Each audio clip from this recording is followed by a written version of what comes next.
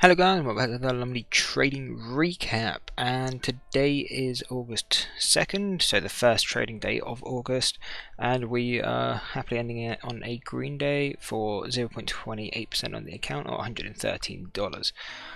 We only ended up taking one trade, and it seems to be quite a recurring pattern. Right now we keep going back to AHPI.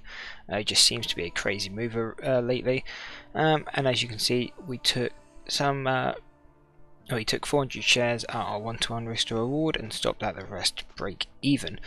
So now we'll go over the trade. These purple lines, I'm going to start trying to remembering to do them in the recap so you can see where price targets are. So the first purple is a 1-to-1 risk to reward, and the second purple is a 1-to-2 risk to reward.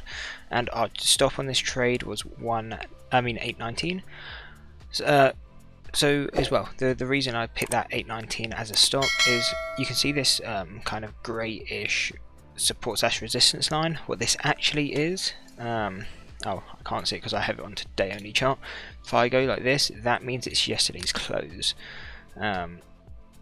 So if we go to yesterday's close, you can see it's right here. This right. Actually, no, it's not. It's here, sorry.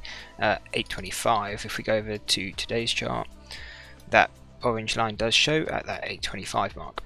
So we use that as a main, or can be a key level where it will bounce. So we want to have our stop just below that. So 819 is kind of just below that whole kind of like 20 cents kind of move.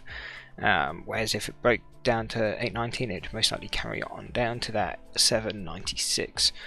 So that's where we had our stop. So our 1-to-1 was at 862, and that's where you can see, if we pull this up, we locked in our first set of profit, and then we were looking to lock in the rest, the other 500 shares at around 882, 883. But the problem is when we do that, we move our stop back to break even. So we got stopped down around this 845, had it a bit above. Not really sure why, just did, but it didn't really matter because it would have stopped us out here anyway. But then it did eventually hit our 2-to-1 risk to reward up to VWAP. But now this is when the testing comes in handy. So I think you'll remember I was saying about the Excel spreadsheet I had, and the testing I was going to do with it. And these are the key parts we're looking at kind of with trading right now, is these 4 columns here. And did it hit a 1-to-1 risk to reward on these winning trade? Yes. This is something we want to calculate, because I mean, even if I actually, let's say 60-70% with a 1-to-1 risk to reward, obviously that's still profitable. Then did we hit a 1 to 1.5? This needs to be adjusted. I've only put it on here because I only added this column in today, because for some reason I didn't really think about doing that, but we'll do that from now on. Did it hit the 1-to-2? This is something we want to check if it hits it at all, and by hitting at all I do kind of mean in this case this counts as a yes, it did hit a 2-to-1, because it didn't hit our original stop of 819 and instead hit 883 before that.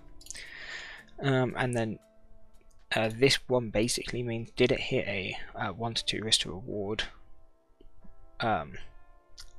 by hitting the 1-to-1 first, obviously, without stopping out break even. So that's where this one is what I mean is, yes, it did hit a 2-to-1, but it hit this 1-to-1 and then stopped out break even. So when we that's why it got a no in this column.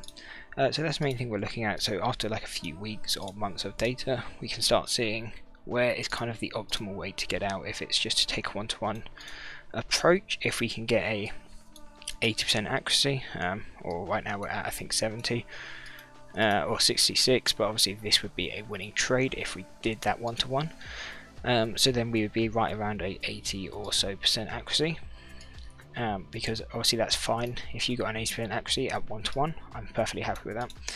And then if we got the 1 to 1.5, obviously if that goes down to maybe a 75% accuracy,